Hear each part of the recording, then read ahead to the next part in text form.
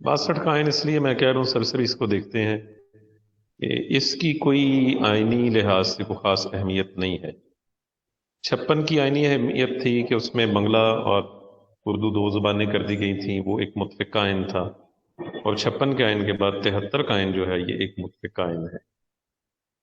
अच्छा जी, 1956 का आइन जो है अयूब खान ने मार्शल लॉ लगा के उसे मनसूख कर दिया। अब आइन मनसूख हो गया।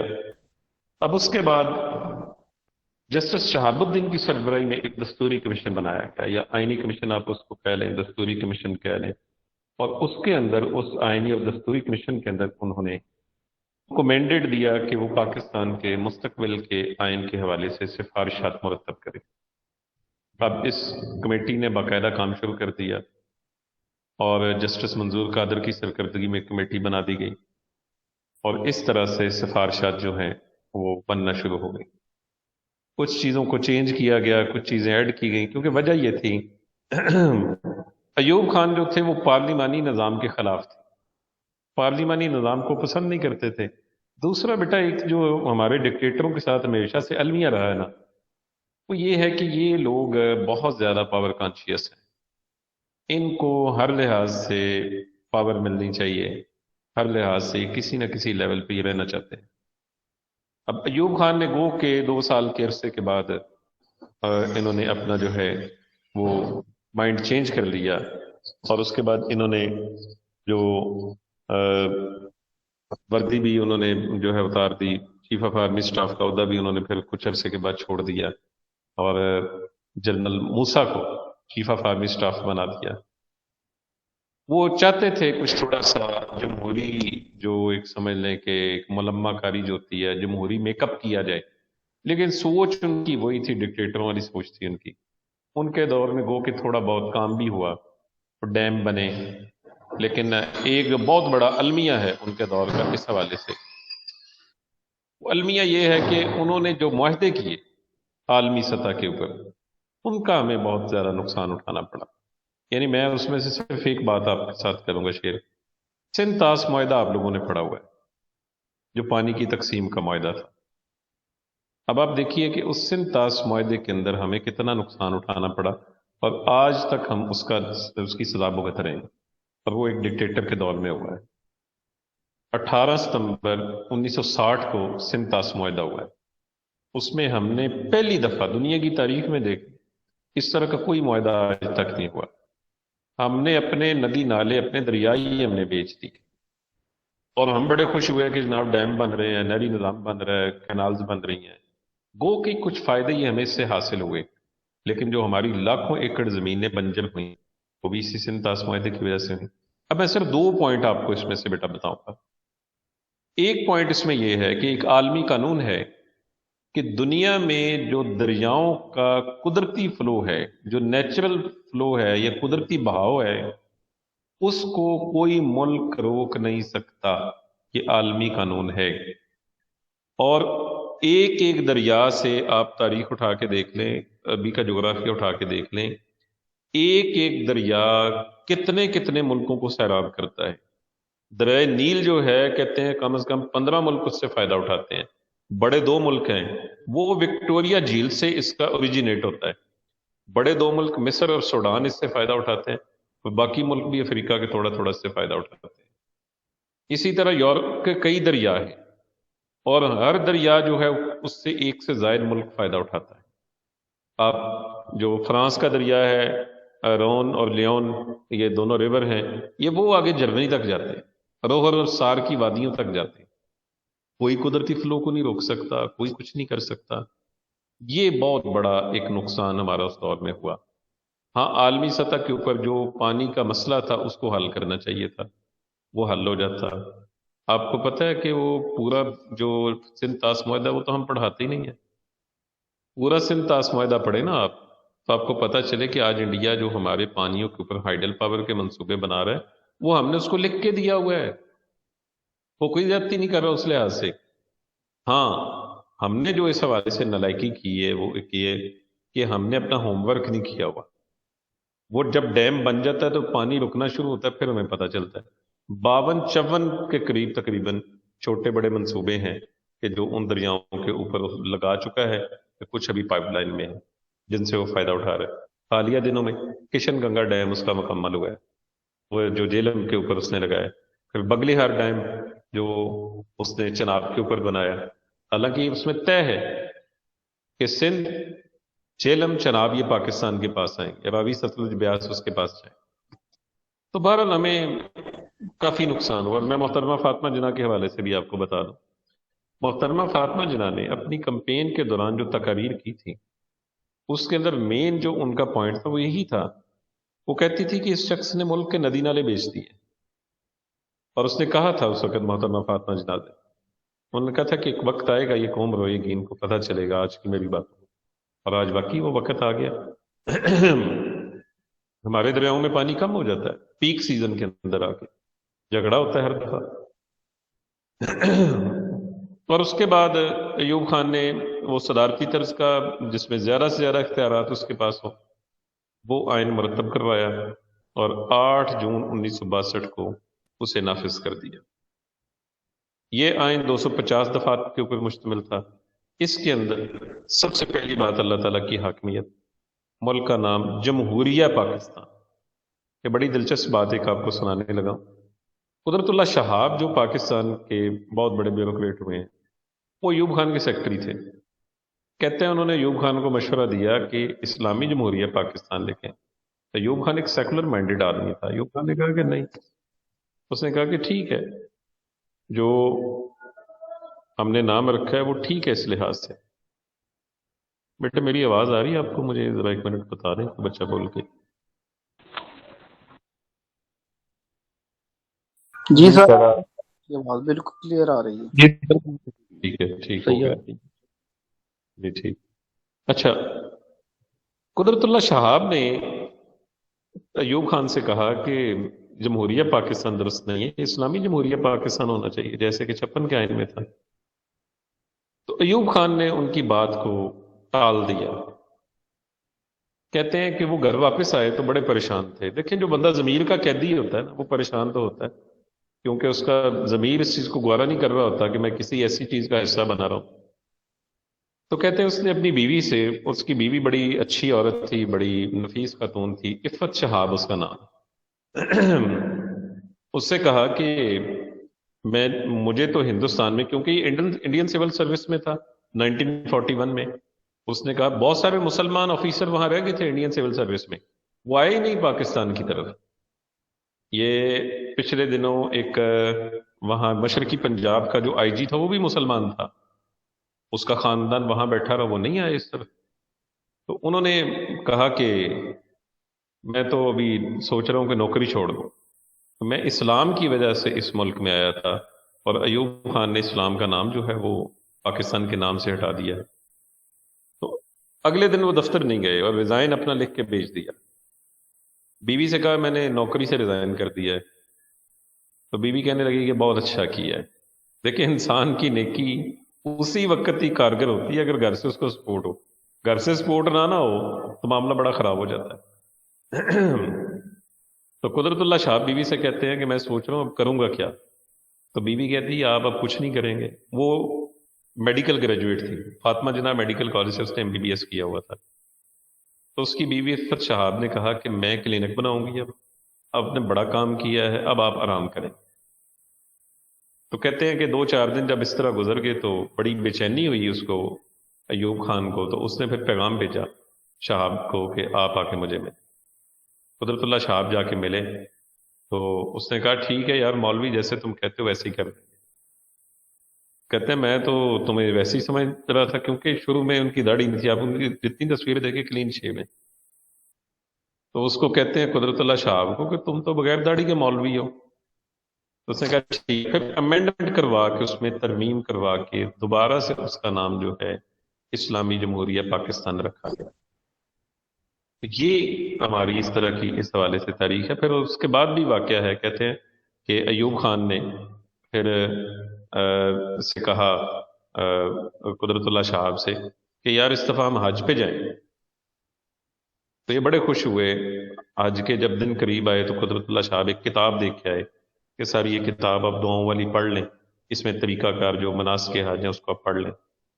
تو کہتے ہیں کہ اس کے بعد جب حج کا موقع قریب آیا، 1-2 دن جانے میں تھے، کہتے ہیں میں نے پوچھا قدرت اللہ شاہب کے ایوب خان سے کہ آپ نے کچھ اس میں سے پڑھا ہے؟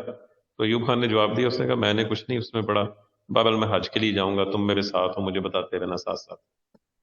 حج ادا کیا تو کہتے ہیں واپسی پر پھر اس نے پوچھا ایوب خان سے کہ آپ جو ہے کیا اللہ سے دعا مانگ کے آئے؟ تو اس نے کہا میں نے اللہ سے دعا کی ہے کہ انڈیا کے ساتھ میری جو یہ چپکلش چل رہی ہے، کہ اے اللہ مجھے اس کے سامنے جو ہے نا وہ ذلیل نہ کرنا، میں اس کے سامنے سرخرو ہونا چاہتا ہوں. دوسری میں نے دعا کی ہے کہ میرے ملک کو اللہ تعالیٰ ترقی دے اور اس کی حفاظت فرمائے. اور بہرحال واپس آ گئے. آتے ہی کہتے ہیں جنگ ہوئی ہے، اور اس جنگ میں جو بھی صورتحال ہے آج کہا جا رہا ہے کہ وہ ہم نے پارشلی اس کو ون کیا ہے اور بڑا حصہ ہم نے اس میں لوز بھی کیا تھا. بہرحال دنیا کی نظروں میں وہ جو 17 دن کی جنگ تھی، جو 6 ستمبر جو جس کے اوپر ہم یوم دفاع مناتے ہیں اپنا، وہ ہماری ایک سکسیسفل سمجھے کہ کامیابی تھی بہت. اس میں ہمیں کامیابی ملی، دنیا نے بھی ہماری طاقت کو اس لحاظ سے دیکھا. دوسرا یہ جو صنعتیں اس کے دور کے اندر لگی تھی، یہ بھی ساری چیزیں ہمارے سامنے آتی ہیں. اب اگر اس کا دوسرا پہلو دیکھیں گے تو یہ ساری ترقیاں آپ کو ویسٹ پاکستان میں نظر آتی ہیں. ایسٹ پاکستان میں ایوب خان کا کوئی انٹرسٹ نہیں تھا. وہاں لاوا پک رہا تھا ساتھ ساتھ. وہ لاوا پکتے پکتے پکتے پکتے آپ دیکھیں کس لیول پہ پہنچا. جیسے ہی اس نے چھوڑا، بنگالی کیسے اوپر آ گئے. اور جیسے ہی الیکشن ہوا 1970 کا، تو آپ دیکھیں کہ شیخ مجیب جو ہے کلک کر گیا اور قوم کا ہیرو بن گیا، وہ اپنی قوم کا بابا قوم بن گیا، وہ صرف اور صرف ان کی اپنی نالائکیوں کی وجہ سے. تو بہرحال ایوب خان یہ چاہتے تھے کہ وہ زیادہ سے زیادہ پاورز اپنے پاس رکھیں. وہ کہ کچھ کام بھی ہوئے ان کے ہوتے ہوئے. دیکھیں بیٹا، جب بھی تاریخی لحاظ سے جائزہ لیا جاتا ہے نا کسی بھی شخصیت کا یا کسی بھی حکومت کا، تو پلس مائنس دونوں دیکھے جاتے ہیں اور دونوں کا تذکرہ کیا جاتا ہے. جو پلس پوائنٹ ہوتے ہیں ان کی تعریف بھی ہوتی ہے، جو مائنس اس میں ہوتے ہیں اس کو بھی بتایا جاتا ہے کہ یہاں یہاں انہوں نے غلطیاں کی ہیں. ایوب خان کی غلطی جب مذاکرات ہو رہے تھے تاشکند میں 65 کی جنگ کے بعد، پورے مذاکرات میں یہ غیر سنجیدہ رہے. کوئی سنجیدگی کے ساتھ انہوں نے بات نہیں کی، کوئی جواب نہیں دیا. حتیٰ کہ آپ اندازہ کر لیں کہ جو صدر تھا رشیا کا، اس کو جھڑکنا پڑا جب یہ لال بہادر شاستری کو مذاق کر رہا تھا. اور یہ کیونکہ ان کو اپنی خوبصورتی پہ، قد کاٹ پہ بڑا مان تھا. لال بہادر شاستری چھوٹے سے قد کا تھا، اور اس طرح کی انہوں نے جوکس وہاں پر کی. اور ذوالفقار علی بھٹو کا یہیں سے اس کے ساتھ اختلاف ہوا تھا کہ پوری کانفرنس میں یہ بالکل سنجیدہ نہیں ہوئے. اس کے اندر جو ہے آپ دیکھ لیں کہ حکمران کی غیر سنجیدگی عوام کو کہاں سے کہاں لے جاتی ہے. تو بہرحال اس کے بعد اس آئین میں چونکہ سردارتی طرز کا تھا، وزیر اعظم کا تصور بھی نہیں، اس لیے مسلمان کے لیے صدر کے لیے مسلمان ہونا ضروری تھا. اسلامی اقدار کا فروغ، اسلامی معاشرے کی تشکیل، اور اس کے بعد اسلامی قانون کا نفاذ. ہاں، قرآن مجید اور اسلامیات کی تعلیم کو لازمی قرار دے دیا گیا. فلاحی ریاست کا تصور جو ہے پیش کیا جاتا تھا، جو اس کو اس حوالے سے کہا گیا کہ یہ ایک اسلامی فلاحی ریاست بنے گی.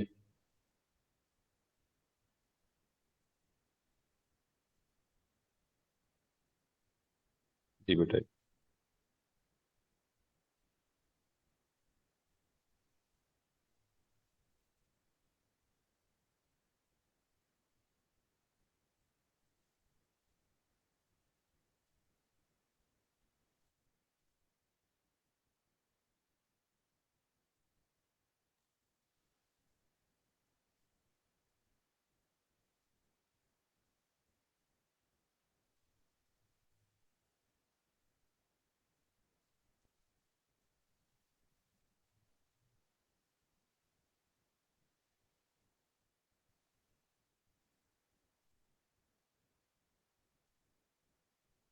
اور اس کے بعد عدلیہ کی آزادی، غلطیوں سے پاک قرآن مجید کی اشاعت، سود کا خاتمہ، زکوٰۃ و خاف کا نظام جو میں نے آپ کو پچھلے لیکچر میں بھی بتایا، اسلامی ممالک سے دوستانہ تعلقات، اور اس کے بعد آگے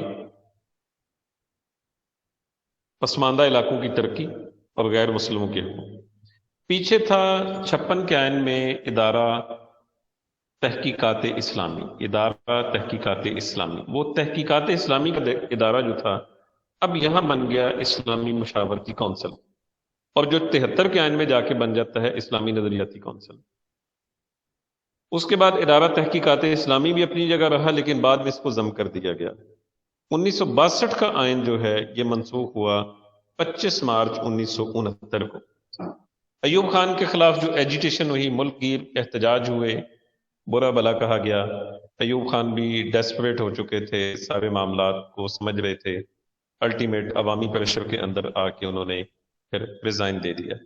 اچھا، کبھی آپ اس چیز کا، ان کا جائزہ لیں نا، آپ ان فوجی حکمرانوں کا، تو آپ دیکھ کے حیران ہوتے ہیں کہ ایوب خان کا دیکھیں کیسے گمنامی کی موت اس کی آئی اور کن حالات میں آئی۔ یا خان کو آپ دیکھیں کہ کس طرح سے اس کے ساتھ ہوا۔ پھر اس کے بعد چلیں، میں ضیاء الحق صاحب کی اس لیے بات نہیں کرتا کہ بہت سارے لوگوں کی مذہبی عقیدت ان کے ساتھ ہے، تو آپ دیکھ لیں آخری وقت جو ہے ان کا بھی ٹھیک ہے، وہ شہید ہوئے، بہت سارے لوگ ان کے ساتھ اور بھی شہید ہوئے، لیکن طبعی موت نہیں ہے ان کی، ٹھیک ہے۔ اس کے بعد ابھی پرویز مشرف کو آپ دیکھ لیں، جو حالات ہیں اس کے، کہتے ہیں جو اس کو بیماری ہے وہ ملینز میں کسی ایک بندے کو بیماری ہوتی ہے، اور جو اس نے اپنے دور میں کیا جو کچھ تھا وہ بھی آپ کے سامنے ہے۔ اور اسی طرح آپ دیکھ لیں جو ہمارے جو سیاستدان جنہوں نے قوم کے ساتھ، ملک کے ساتھ بددیانتی کی ہے، ان کے معاملات بھی ایسے ہی آپ کو نظر آتے ہیں۔ یعنی یہ معاملہ ایسا ہے سیاست کا، حکومت کا، جس کے اندر تاریخ اس چیز کی گواہ ہے کہ جس شخص نے بھی اس کے ساتھ دیانتداری نہیں کی، بلکہ ہمارے ایک استاد یہ کہتے تھے کہ یہ ملک نظریے کے نام پہ بنا، اور جس نے اس نظریے سے انحراف کیا ہے اس کو کبھی عزت نہیں ملی، چاہے اس نے کتنا ہی کام کیوں نہ کیا ہو، اس کو ذلت ملی ہے جس نے بھی نظریہ پاکستان جو دراصل نظریہ اسلام ہے اس سے انحراف کیا۔ اب اس کے بعد کی جو بات ہے، جو ہم دیکھیں درمیان میں اپنے طلبہ کو نہیں پڑھاتے، وہ یہ ہے کہ 69 کے مارشاء اللہ کے بعد حالات بڑے خراب ہو گئے۔ ایوب خان نے الیکشن کا اعلان کر دیا، وہ میں نے آپ کو پھر اس میں بتایا تھا، 70 کا الیکشن ہوا، مجیب کو اس کے اندر زیادہ پارٹنر جو ہے سیٹیں مل گئیں۔ اقتدار کی اس کشمکش میں بھٹو صاحب اور شیخ مجیب اور تیسرا کریکٹر جو ہے آغا جنرل محمد یحییٰ خان، ان لوگوں کی نیگلیجنسی کی وجہ سے الٹیمیٹ کیا ہوا کہ بھارت کو موقع مل گیا، اس نے گنگا پلین کا ڈرامہ رچا کے پاکستان پر حملے کا بہانہ ڈھونڈ لیا، اور الٹیمیٹ کیا ہوا کہ ہمارا ایسٹرن ونگ جو تھا، ایسٹ پاکستان، وہ ہم سے الگ ہو گیا۔ آئین منسوخ ہو گیا جی، اور نیا آئین جو ہے اس کے لیے پھر جو تیاری ہوئی وہ تو آپ دیکھیں نا کہ اس سارے چکر میں 69 کے بعد کہاں 73، 4 سال لگ گئے جی۔ جو بچا کھچا پاکستان تھا اس کو پھر یکجا کیا گیا۔ نو ڈاؤٹ، اس میں کوئی شک نہیں ہے کہ بھٹو صاحب اس میں انوالو تھے ہر لحاظ سے، ڈاکا فال کی ایک کلپریٹ وہ بھی ہیں، لیکن جو بعد کے حالات ہیں اس میں بھٹو صاحب کا کردار بڑا ایگزمپلری ہے، بڑا ایگزمپلری کردار ہے۔ بھٹو صاحب نے تمام تر سیاسی جماعتوں کو ایک جگہ اکٹھا کیا، اور یہ پاکستان کی تاریخ میں پہلی دفعہ ہوا۔ قانون سازی کے لیے ہر سیاسی جماعت کو، ہر مذہبی جماعت کو ایک پلیٹ فارم پہ لے کے آئے اور کہا وہ مل کے جو ہے قانون سازی کرتے ہیں۔ آپ دیکھتے ہیں وہ مولانا صاحب کہتے ہیں، فضل الرحمان صاحب اکثر، کہ 73 کے آئین کے تناظر میں، وہ 73 کا آئین یہی ہے جو ایک متفق کا آئین ہے جس کے اوپر سب متفق ہیں۔ آپ اندازہ کر لیجئے جی، ابھی اس آئین کو تقریباً 50 سال ہونے والے ہیں بنے ہوئے، اور یہ آئین اس دور کے اندر پاس ہوا۔ اور یہ دیکھیے گا 1970 کے آئین میں یحییٰ خان ملک کے صدر منتخب، جو اس وقت کے صدر تھے، انہوں نے فوجی صدر تھے، جو بھی انہوں نے سارے معاملات کیے وہ ہمارے سامنے۔ 16 دسمبر 1971 کو مشرقی پاکستان ہم سے الگ ہو گیا۔ اس کے بعد کیا ہوا، 20 دسمبر کو ذوالفقار علی بھٹو ملک کے صدر بھی بن گئے اور سول مارشل ایڈمنسٹریٹر بھی بن گئے۔ اب بھٹو صاحب نے کیا کیا، پہلے تو ایک عبوری آئین پاس کروایا نا، جو 1 سال کی مدت کے لیے تھا، یعنی 17 اپریل کو انہوں نے عبوری مسودہ جو تھا وہ پیش کیا، جس کے تحت پھر آگے انہوں نے ملک کا نظام چلایا، اور ساتھ ہی ساتھ انہوں نے سیاسی جماعتوں کو اکٹھا کیا کہ وہ نیا آئین بنائے۔ نئے آئین کے اندر ہر بندے نے محنت کی ہے، اور کہتے ہیں 12 اپریل 1973 کو متفقہ طور پہ منظور ہوا، اور 14 اگست 1973 کو اسے نافذ کر دیا گیا۔ اس کی کل دفعات جو ہیں وہ 280۔ 1973 کے آئین کی اسلامی دفعات کے حوالے سے دیکھا جائے تو جو اس میں نئی چیزیں ہوں گی اس کو ہم ڈسکس کریں گے یہاں۔ اللہ تعالیٰ کی حاکمیت ہے، ملک کا نام اسلامی جمہوریہ پاکستان ہے۔ پہلی دفعہ پاکستان کی آئینی تاریخ میں ریاست کا جو مذہب ہے وہ ڈکلیئر کیا گیا، اس سے پہلے ڈکلیئر نہیں تھا، نہ 73 کے، نہ 62 کے آئین میں، نہ 56 کے آئین میں۔ یہاں یہ بتا دیا گیا کہ جو ریاست پاکستان ہے اس کا جو سرکاری مذہب ہوگا وہ اسلام ہوگا۔ پیچھے 56 کے آئین میں وزیر اعظم پہ قدغن نہیں تھی، وہ نان مسلم بھی بن سکتا تھا، لیکن 73 کے آئین میں یہ لازم کر دیا گیا کہ صدر اور وزیر اعظم دونوں جو ہیں وہ مسلمان ہوں۔ اسلامی قوانین کا نفاذ، قرآن و سنت کی پیروی۔ ہاں جی، یہ بڑا اہم معاملہ ہے بیٹا، جو قادیانیت کا معاملہ ہے نا، بڑا امپورٹنٹ ہے اس لحاظ سے۔ 1973 میں جو ہے مسلمان کی تعریف جو ہے وہ شامل کی گئی، لیکن اس کی امینڈمنٹ جو ہے وہ 1973 کے دستور میں ترمیم کے تحت اسے شامل کیا۔ 7 ستمبر 1974 کو یہ ترمیم منظور ہوئی ہے، جس میں مسلمان کی تعریف پہلی دفعہ شامل کی گئی کہ اب مسلمان اسے مانا جائے گا جو اللہ پہ، رسولوں پہ، فرشتوں پہ، آخرت پہ ایمان رکھتا ہوگا، آسمانی کتابوں پہ ایمان رکھتا ہوگا، اور ساتھ ہی ساتھ رسول اللہ صلی اللہ علیہ وسلم کو خاتم النبیین مانتا ہوگا۔ یہ مسلمان کی تعریف شامل کی گئی جو اس سے پہلے تعریف شامل نہیں کی گئی تھی۔ اور یہ بھی واقعہ کافی اس کی تفصیلات موجود ہیں کہ نشتر میڈیکل کالج کے طلبہ کا ایک ٹور جا رہا تھا شمالی علاقہ جات کی طرف، تو وہ ملتان سے جب پہنچے چناب نگر جو موجودہ یا پرانا اس کا نام ربوہ ہے اسٹیشن کے اوپر، تو وہاں پر قادیانی جو طلبہ تھے انہوں نے وہ جو پمفلٹ وغیرہ وہاں تقسیم کر رہے تھے ان کے ساتھ ان کا جھگڑا ہو گیا، اور انہوں نے اچھی خاصا جو ہے ان کو تشدد کا نشانہ بنایا اس اعتبار سے، اور پھر قریبی علاقوں سے جو مسلمان تھے وہاں پر اکٹھے ہوئے ہیں، اور پورے ملک میں پھر قادیانیوں کے خلاف جو ہے ایک بھرپور کمپین چلی، اور اس کے اندر ان فسادات کے اندر کئی قادیانی مارے بھی گئے۔